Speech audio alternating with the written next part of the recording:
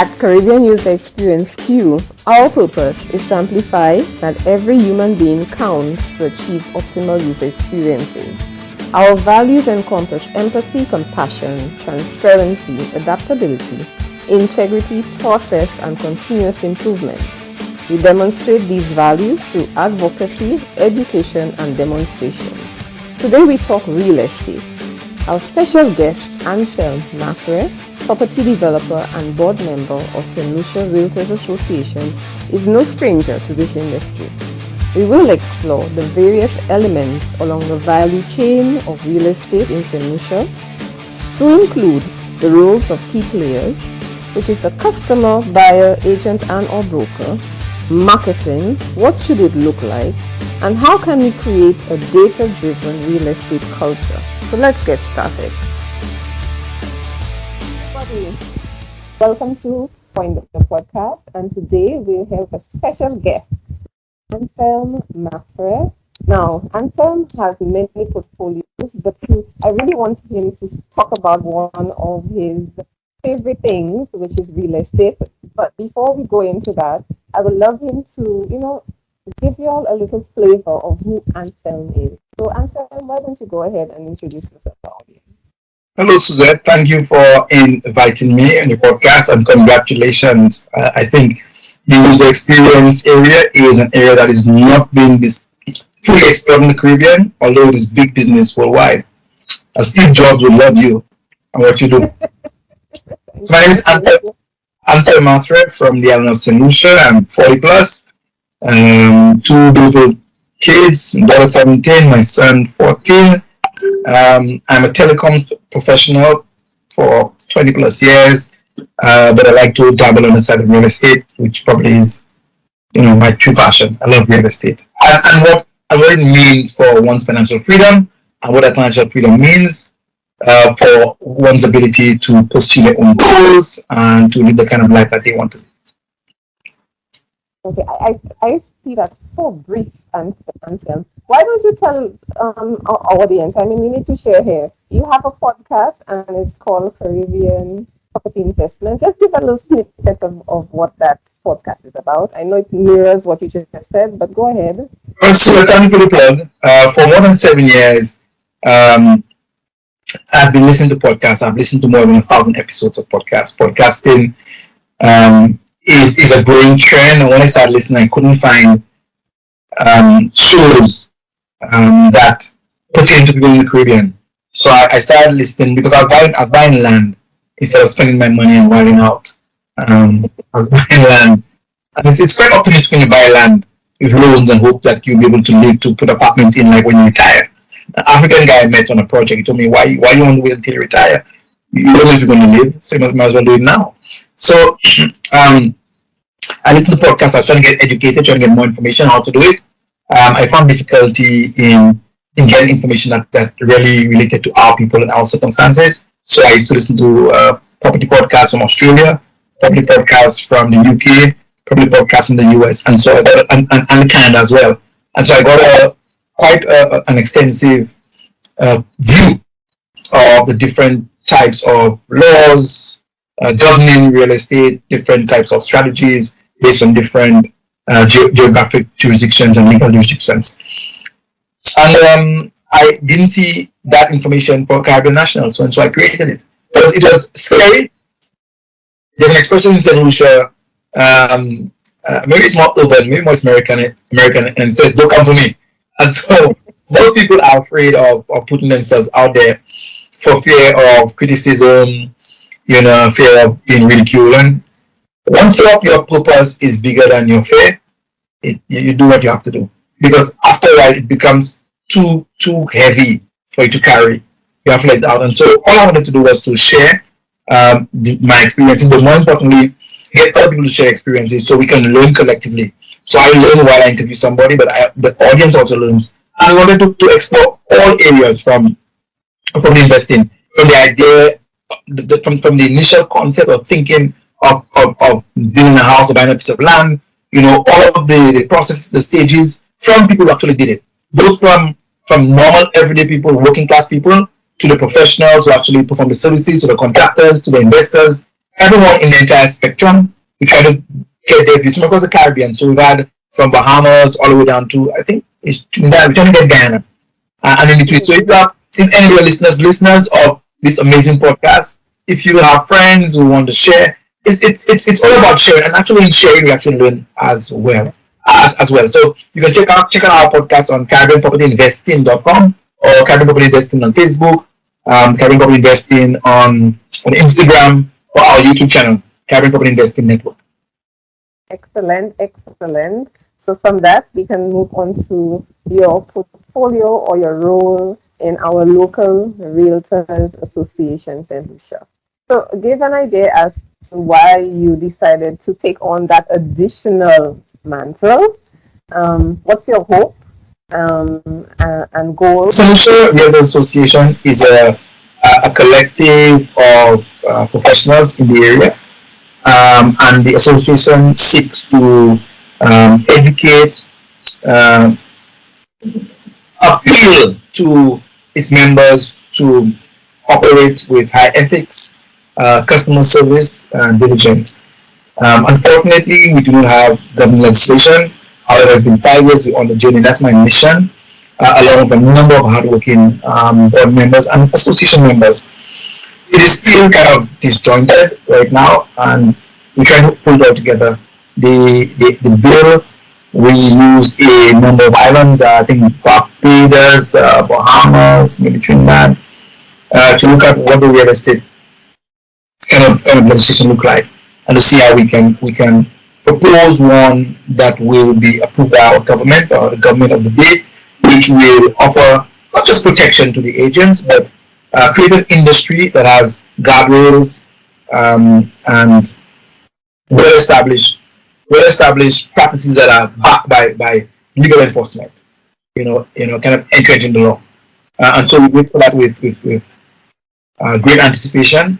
So that's one of the reasons I got involved. But another reason, maybe at the beginning, was about trying to create a culture of measurement, of data collection, because when you listen to those podcasts, in those jurisdictions, you have well-established associations and governing laws. So you have laws for the agents, laws for the buyers. You have reports that must be submitted to the association. So you know the average price of a house in a particular area, the average time a house spends on the market, the average rental price for an area or a particular type of domicile. And you find out what the industry is doing on a monthly basis. You find out what the top performing agents, top performing companies, and where there are challenges.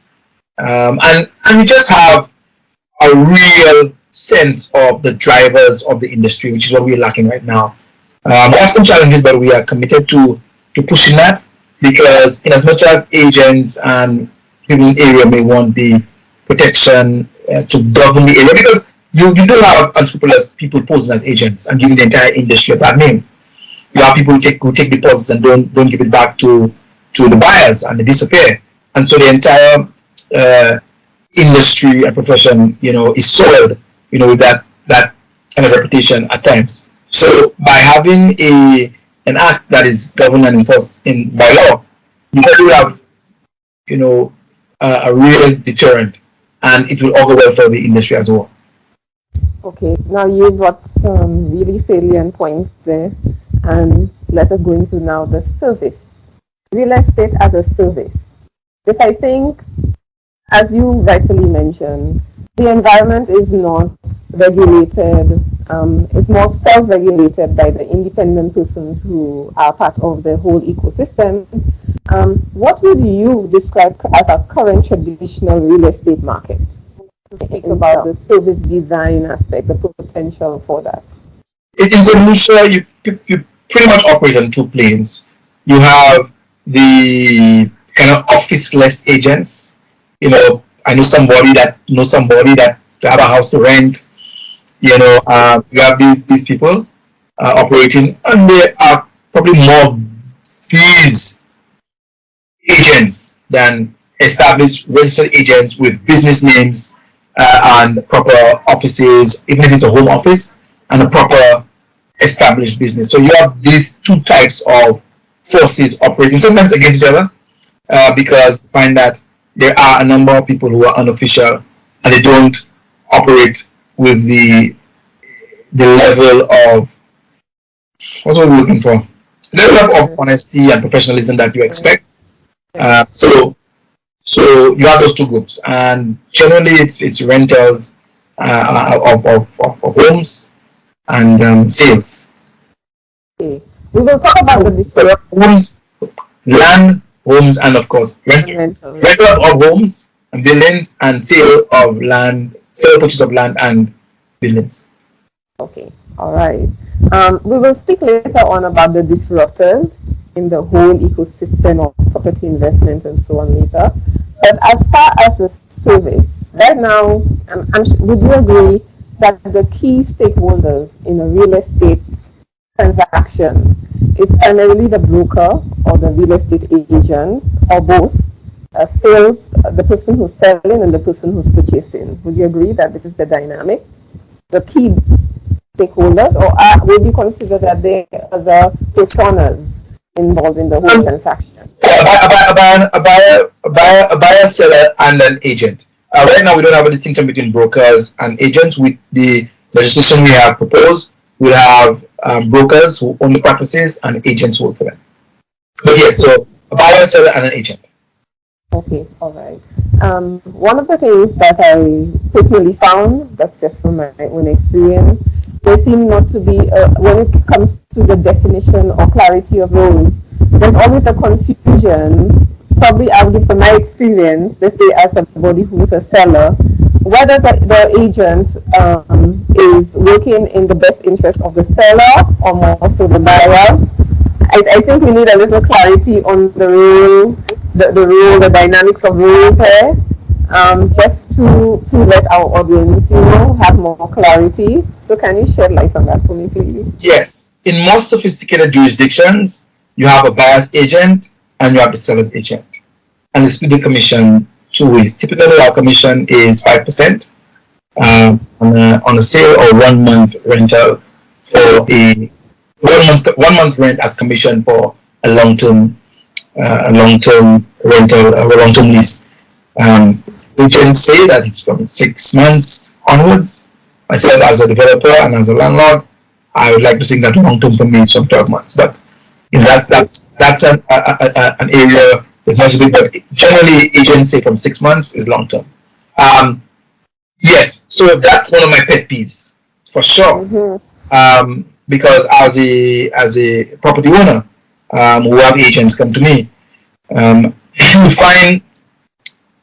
found that sometimes if the agent does not have a very, very strong moral compass, you can play both sides.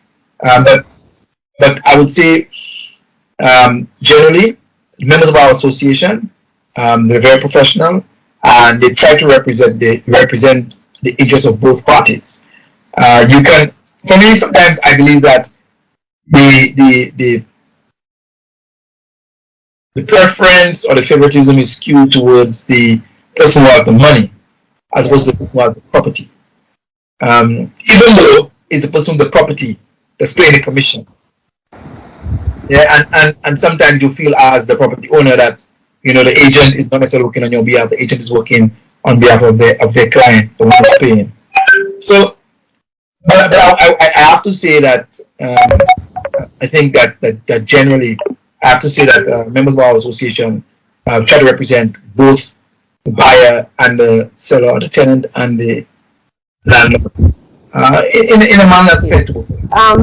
Yes, that is a serious aspect which you brought up, and it brings to bear what is an emerging system, which is like a product service system. More specifically, it is referred to as AIDA model marketing, where you actually bring all of the players and products and entities together in one, but more or less you're trying to nurture the relationship of the people involved. So I would like to know, do you think that there's scope for really transitioning real estate to be more of a service-oriented offering? One that brings forth a better excitable experience. One of the things that I love about property investment is the excitement of acquisition and the excitement of sale. And I think it is said, feels as if it's worse than when you get in a divorce. That it could be so unbearable. I mean, you have the other factors of the red tape, maybe going through government offices to get certain things, but that aspect seems to be pretty fairly easy. So I think you have also the other elements of the lawyer, going through your lawyer, getting your documents, dealing with your bank. How can we create how is it possible for creating a service dynamic that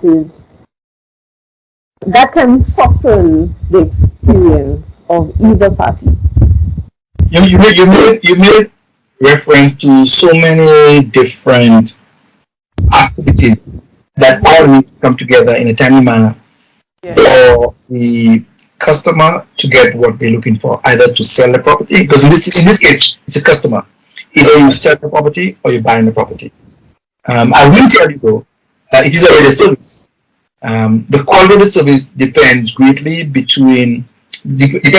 on the quality of the agent that you have. There are some firms who do hand rolling from start to finish. Would liaise the bank, put you in touch with a lawyer, put you in touch with QS, put you in touch with actually every person along that path. But I can tell you there are a lot of persons, of course, who only have the time or the capacity to just deal with their own area. The better firms, the better agents recognize that because the process has so many failure points, some of them take it on board, those who have the capacity to do so, and provide an end-to-end service. But that end-to-end service is a significant challenge because there is still so much input required from the customer, as in getting your tax clearances, getting your NIC clearances, getting your approval from the bank, making sure you qualify as well. You may have to get your insurances. All those things are required. Your income tax, income tax clearances, yeah. All those things that you have to do. And unless you get those things done, no matter how good the agent is, no matter the agent gets a loan organized for you, gets a good contractor, gets an architect for you, unless you have those things, you can't move forward. But the best agents recognize the numerous points of failure, and they put, I hate to hear that phrase when they put things in place. I hate to say that. Yes. And so they try to preempt it, and they try to identify the failure points and try to take proactive actions to make sure that the delays are not inordinate. Because ultimately, if you don't buy or sell, you don't get paid. Yeah. And too many agents have gone through those processes, and the sale falls through for some reason or the other, and a lot of work and money and time has been expended by that agent, and they walk away from nothing. Mm-hmm. Let's talk about the marketing component of real estate. Well, as somebody who's into the whole love of the area, like you, marketing. Let's talk about that aspect. What is construed as marketing when thinking of an agent representing a seller or buyer? I think that there needs to be clarity, because sometimes it's unsaid. I mean, we're aware that things have to be done so that your property could be sold, or that you could buy a property. But what exactly goes into marketing? So marketing is anything that is done to assist in one defining the product, as in what are you selling? Is it something that the customer wants, and making it easy and accessible for that customer to get what they want or they need. And that customer, two-sided customer, or two separate customers for one product, the seller and the buyer. So the seller wants a particular price for their property, and they want it sold within a particular time frame. Some sellers will even tell they want a specific type of client to buy the property. Mm-hmm. So the agent must take all of that on board. And then you have the buyer, who has all sorts of nuance, desires, and tastes. They don't like they want a feng shui layout. They don't like the materials used. They don't like the area. They don't like the design. They don't like the decoration. They don't like the the style of the house. They like how the house, where the house is facing, or the property is facing, and most importantly, they might not like the price point. So that agent needs to do what they call offline and online. So we know online. Offline is still what they call the bandit signs, the physical signs or the physical flyers, banners, stickers, to do two things. One, perhaps to lead them to a portal that the company, the agent owns, where you can see a whole set of properties, the entire suite of properties, or those signs to a particular property with the agents or the company's number at the bottom. And then online is everything else. Online, there are realtors in Saint Lucia who spend in excess of $50,000, $60,000, $70,000 on a website. We're not talking about those with international agencies, because the websites right now have to be very sophisticated. COVID and the lockdown forced people to improve on the websites. Websites now have virtual tours. As a property owner, I got a proposal, and you pay for what you call a hotspot. So you cannot feel, you may be able to afford the camera to take the client through every single room. So you can choose an arrow and goes into that room, that view, and then the arrow goes in that room. So there's hotspots to give you the virtual tours, and that's the latest. Huh? So only the top firms would invest in that. That's the latest. But as a landlord, that option is available to me for my property, which will be listed on the realtor site. Of course, you have videos. You have what do you call letters, mail-outs. Whether you have newsletters that comes out once a month, or about how often you have the mailing list, and then you have the typical Instagram, Facebook, Twitter, Twitter presence. All that's online. People even go further by doing live session like this, a live session like this, and they might interview, they might do education, but also for sales pitch. Okay. As you were, let's put a pin. One of the things that I personally find that's missing is a story aspect. So you have this agent with a pool of properties. Most times the description online on the site basically speaks of the layout of the house, the number of rooms, the number of bathrooms, whether it's upstairs or downstairs, where the location is, but there is not a story. The property is not equal to the other. So what do you think can be done to distinguish one property from the other? Than having to have them all be described in the very same way. Yes, these things matter. The number of rooms you have, the number of bathrooms, whether it's split level, upstairs and downstairs, whether it's close to transportation, all of your amenities, medical. But how should an agent really make that property stand out? There's one interdependent fact which precedes this, and that is in Saint Lucia, and I would love to change that. I would love to see that changes. Most properties do not have exclusive listings. Or most agents don't have exclusive listings. A few of them do. Most properties is first come, first serve. Any agent can get it, because as far as the vendor is concerned, I don't care once it sells. When an agent has an exclusive property, those who they can actually invest in that, because they know that whoever purchases it, they get a piece of it, even if they co-book with another agent. And so the storytelling is investing a lot of time. So when you have properties that are listed by 20, 30 agents, you just put the bare amenities and what's obvious. However, I do agree with you. An agent perhaps who goes the extra mile might catch the attention of a potential buyer who's browsing. But that is the reason you probably don't get so much time invested in storytelling. A big development, yes, because there's some skin in the game typically by the developer, and it's in their interest. But you're right. That's the reason. You're right. It doesn't happen as often, but that's the reason it doesn't happen. And I agree. If it's done more often, independent of having the exclusive, then maybe it might sell quicker. But I can tell you that agents have been burned so many times. So many times they show one property to a particular client, and that client goes to another agent and it makes the sales clarity. There's a lot of areas that need to be ironed out for us to have that. That's so My good. Yeah. preference is that every property should have one lead agent, whether you give them 3 months or 6 months, and that's the issue, the dilemma that the property owner has.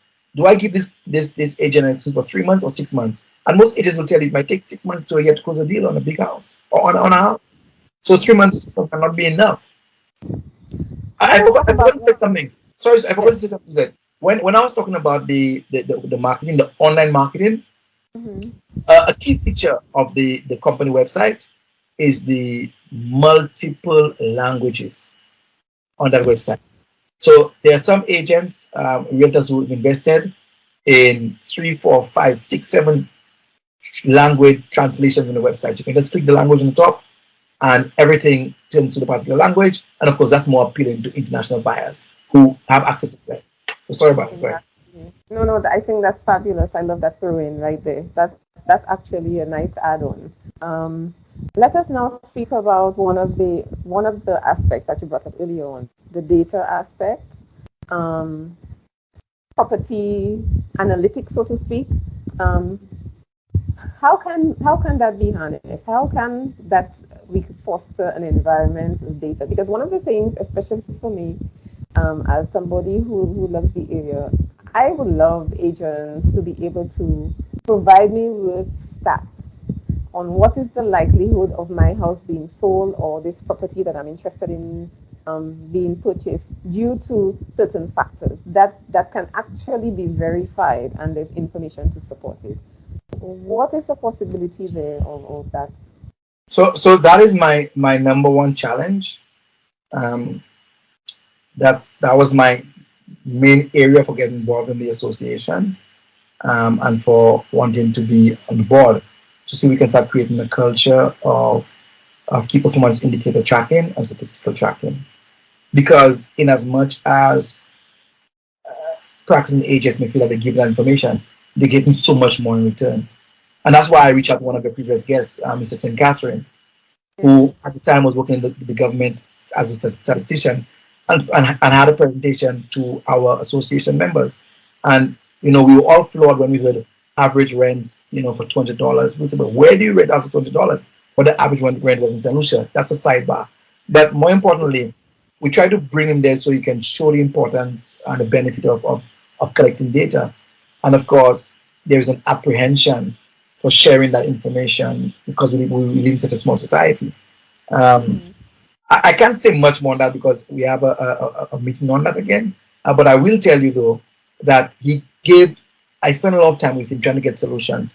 The last solution we came up with was an anonymous input portal where Mm-hmm. you know you have a number and you put in your sales for the month, your number of rental areas, rental value, number of sales areas, sale value, and you can just track that. So nobody knows who put it in, but that's an issue that we're having now. What we're hoping is that when you have legislation, then it will be a requirement for your license. And now we're going to be in business. Because also agents probably feel more comfortable because also there's mechanism to to not punish but to apprehend persons who circumvent the law, and there's a little more control. Yes, I certainly agree with you. That's something to look forward to. I love that. We're approaching the last segment of our conversation with Anselm, and in this segment, he will describe his experience during the pandemic, or at least during the main phase of the pandemic, and what is his vision for the future of real estate. Our last part of our conversation, Anselm, and we've been able to cover great ground, value proposition to aspects of the vaccine process. And so let us now speak about what you just mentioned. Call it what did you call it? I call it a tsunami. You call it a Godzilla. Just, killer. it, it That's just a go. major replay. And so let us talk about what impact did pandemic have on real estate. Kelly, I mean, I'm sure you had views and experience shared with you about our Caribbean space. So share something with us. Obviously, unprecedented times.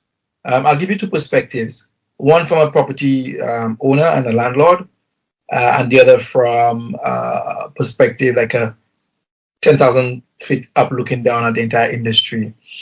Um, More than 60% of my portfolio was in the short-term space. I recommend to anyone doing multiple lets, as the British call it, or multiple rentals, to balance it.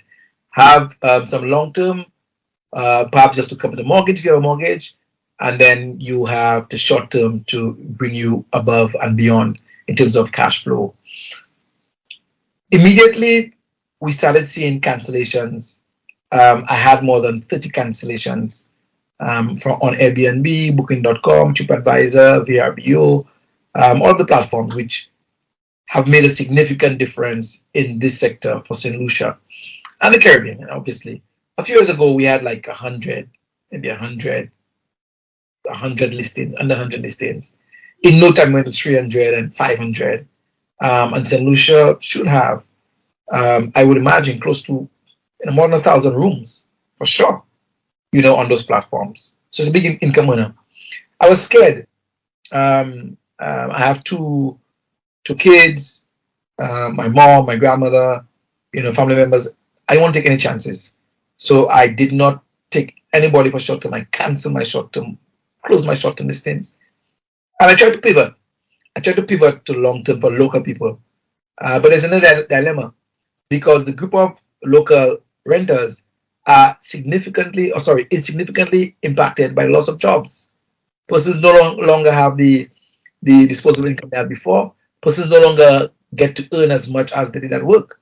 Jobs started downsizing because persons were working fewer hours. Their pay was cut, and that was directly because businesses could no longer serve the public for as long as a typical day, a typical week, typical month would be. Turnover will be a lot less, so they can't pay. So that impacts salaries to people, and of course that impacts where they stay. So we found a lot of movement in the industry. So I was impacted directly negatively, but I'll be creative. I got long-term tenants. You have to reduce your pricing. Maybe reduce your price by 10%. So if you had a rental for $3,000, you do now $2,700. And I guess if you had like 1.5, you do anyway. What's it? 1.5, you do what? 1.250? Yeah, somewhere around there. Or lower. What you want to do is just capture somebody for that period of time, because you have no idea how long it's going to be. America closed, the UK closed, and that's our biggest source market. These are our two biggest source markets. As an industry on a whole, there was obviously a reduction in demand, but there was also, I think, at the beginning or just after, a rush for rentals. People were downsizing. Moving from 3,000 to 1,000 places. People have lost their jobs. People are moving back home, and so the industry was impacted significantly. And for a period of maybe 7 months, and that's a period where the world wasn't sure what was happening. Looking for a vaccine. Is vaccine working? It was pretty much standstill. Companies which did not require walk-in customers, they were able to survive, but lots of companies obviously closed down because they required, either they were tourism based or they were retail. We also saw the improvisation of agents and the whole entire real estate industry, because now your website had to be tip-top shape now. Your website had to be working. And as I said earlier, people invested in the new virtual reality kind of features on the websites. So a lot more agents went online. Those who weren't there went there. Those who were there got better and invested in there. But a lot of the small agents were significantly impacted, for sure.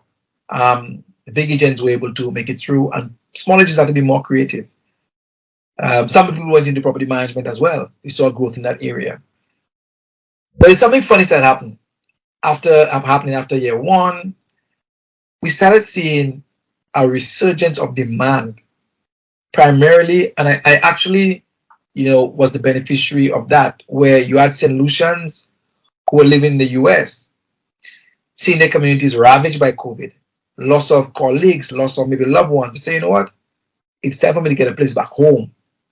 And now people who were thinking about getting a condo back home or a house back home, suddenly that demand started increasing again. I need to get a place back home because just in case where I'm up there, go to the dogs, I have a place to come back to. And so there was some demand there. A lot of remote purchases happened. A lot of solutions in the diaspora started showing real interest in purchasing property back home.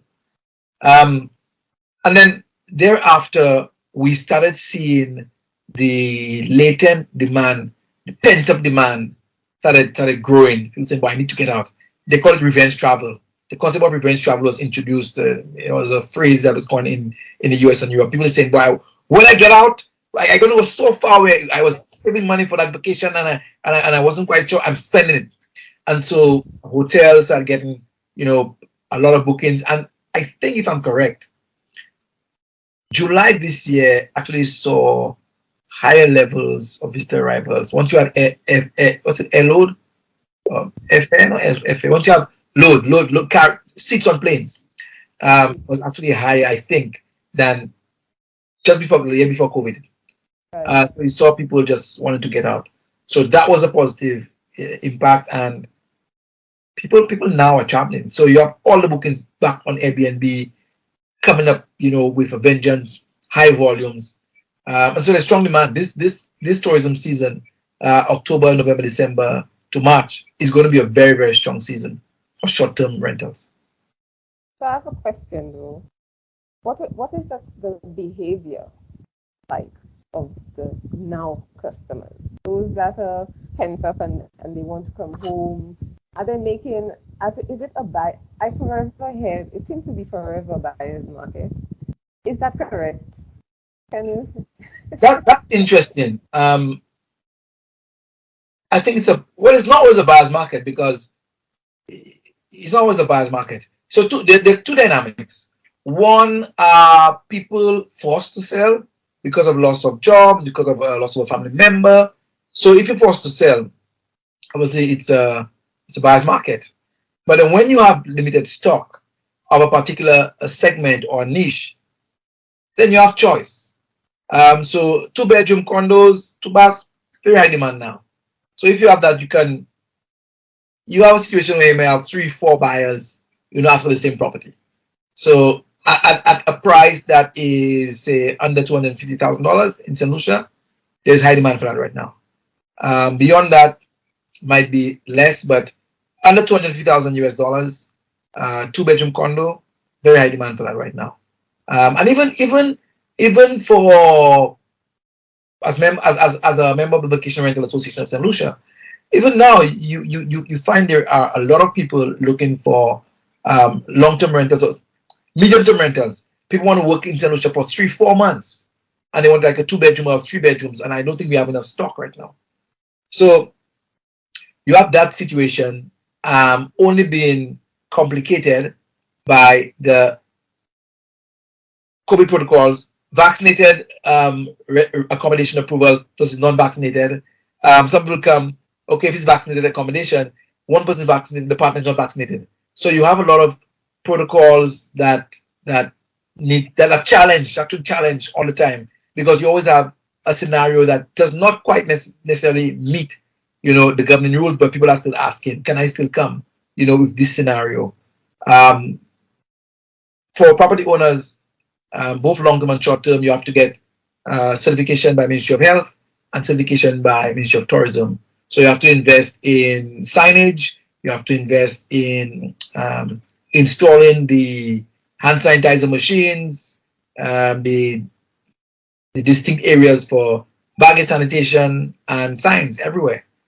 So it's a little more challenging for landlords, a little more expensive, and you're still afraid, because just because somebody's vaccinated doesn't mean that they still can carry. The viral load is lower, but you still have that fear, because you may have workers who may not want to be vaccinated. We have a cleaner who does not want to get vaccinated, and the last set of guests we checked in last weekend, pretty much she cannot come back to them, but they would have hired her to do cleaning for them for the long-term rental. but they won't keep her because she's not vaccinated. She doesn't want to get vaccinated. So there's a lot more to assess, a lot more to plan for. But guests are still happy coming here. There are more conversations to be had as it relates to where can they go, what are the COVID-approved tours, COVID-approved restaurants. So landlords are really earning their money now because they have a lot more talking to do. Okay. Okay, so let us, for you, it may not be a disruptor because you are part of the team of the sharing economy, the Airbnb sector. The Airbnb has been able to construct, to create and craft a really tight-knit system. I mean, everybody knows if you go and you put your condo, your apartment on Airbnb, you have certain trackers, certain all the systems are right then that you can keep track on everything. The recipients or the persons interacting with your site knows what you're offering, what you're not offering. How can that be sort of a scalable model for our local traditional real estate sector? I know that's a big one. No, scalability is a characteristic that requires a defined set of, a structure, because for you to grow, you must have almost exponential capacity or the ability to add on capacity. So what's scalable for Airbnb, a user of Airbnb, is that I can reach an unlimited or unfathomable number of customers, but my room stock is still finite. Yeah. Right. So for Airbnb, it's scalable because the platform, you just have to just register and put the pictures and answer the questions, so they can get that everywhere. They can add units all over the world. All you have to make sure they have is server space. Server space for the platform, to add more information, take more pictures. But for a Saint Lucia national, the scalability comes with your ability not just obviously to attract or be available to millions of potential travelers, but your ability to serve them. And so you then, with that demand, and you can have pretty high demand, you can have 20 days in every month booked because of those platforms. You now can use that revenue, that cash flow over 6 months or a year to show the bank that, hey, I have demand. If I build rooms in this way, as I've been doing, I can attract people and I can have X% occupancy per month with some measure of confidence. Or what I have so far, I'm getting 50%. If I were to do it the next set in that way, I can get more. But of course, that requires capital. So that requires land, planning in terms of design, and of course, capital to build out. But there is tremendous opportunity for Saint Lucia. Saint Lucia is scalable as it relates to the number of people who are not on those platforms. Correct. So there is scope for sort of creating a marketplace. 100%. But remember, I don't recommend it. I don't recommend doing your own platform because the platforms out there are so well entrenched and the reach is so great. Right. What do you want to say? Booking.com, I think, has the highest charge. I think they were charging like 15%. But Airbnb is less than 5%. So you gravitate to where you have to pay the lowest commissions. Yeah. So at 3% or 5% commission, it's not. I don't think it's worth going to create your own platform. However, one can argue long term, looking at the long game. Can a country choose to have its own platform? Can the Caribbean choose to have their own platform? Maybe yes. I would say yes. And it doesn't hurt to be listed on multiple platforms. Correct. But yes, long term, and if you're building a future, I would agree. You can create a platform, but it's not going to be cheap. But you can do it, and it might be worthwhile looking at. Okay, let's get to our last question. What is your vision for real estate locally and the Caribbean? 5 to 10 years. That's Let's that, give it a time. yeah, that's a broad question. I mean, there's so many angles you can look at it from. Let's look at arrival numbers as one angle, and then we can look at some others. I think the future is bright. The Caribbean is still a very Saint Lucia is still very attractive. Saint Lucia has a nice cachet to it in the international market. We are not value travel, unfortunately, and I say unfortunately because I'm thinking of volume.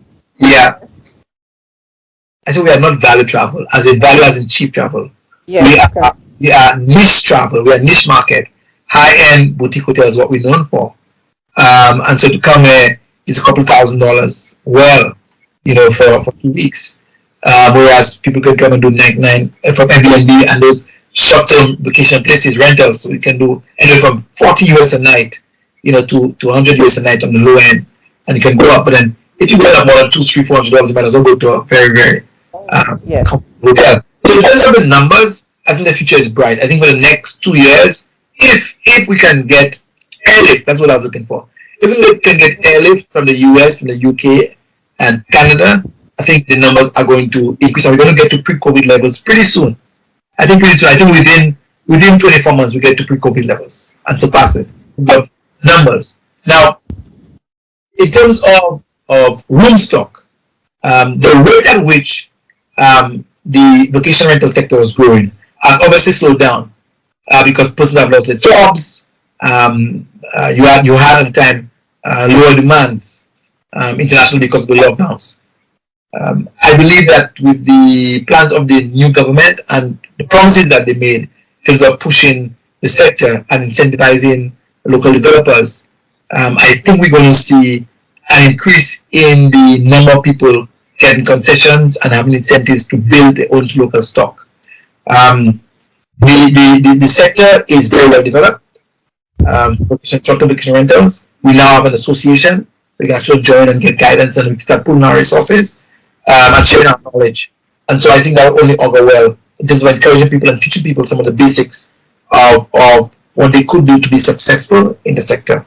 So I believe that we're going to also see an increase in room stock, perhaps not at the rate as it was going in pre-COVID, because Saint Lucia was on the cusp of a big boom.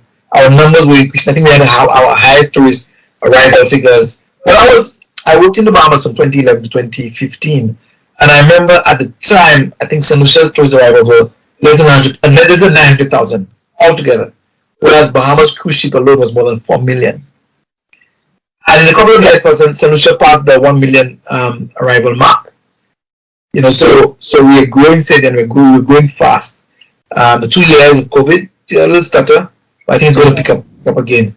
The Caribbean is still an attractive destination. The Caribbean offers everything from eco lodges, to $20-50 a night places, bamboo shacks, to the highest of luxuries. I think Jade Mountain is maybe number 3, I think, or number 4 on Condé Nast, or in the top 10. Certainly, Yes. I think Cap Mazor was in the top 30 or top 20.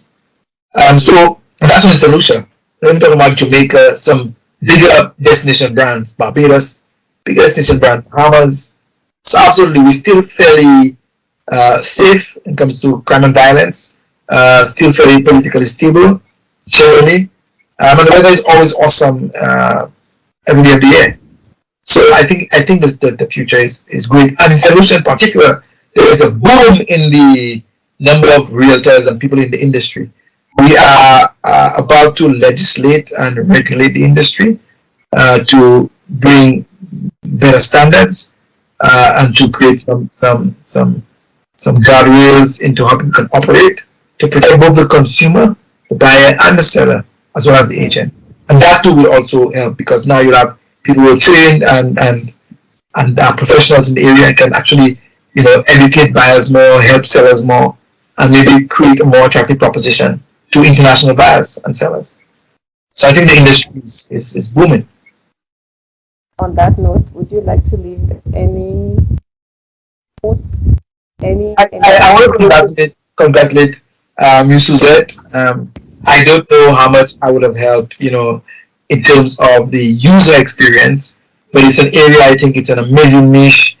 I've met a few people when I was looking for app developers, and the user experience guys. I mean, these are specialist guys, and I think the niche that you have, I think it's an exciting niche, and I think the podcast that you're doing is very good, educating people about it. I hope in my real estate, real estate angle, I was able to shed some light in the area. But I think, I want to congratulate you and I want to encourage you. Thank you, Ansel. Well, one of the things you have to know about user experience thinking, user experience is everywhere, and they all use something. So it has its relevance in every sector, every touch point, from a church to a not-for-profit to a profit-making, to somebody who's in their backyard growing small strawberry plants or little vegetables and so on. User experience is everywhere because at the end of the day, they would want to engage the public to secure that product or service. So thank you very much for that. And you did present and provide a wealth of information on the subject matter. So I would like to thank you for giving all your time. And maybe we can do another episode. Never know. Yes, I mean, I like that very much. Yes. Wonderful. So thank you again, Anselm. And to everybody, have a good night. Good night. I hope you all found this episode valuable. Thank you, Anselm, for spending time with us. And until next time, bye.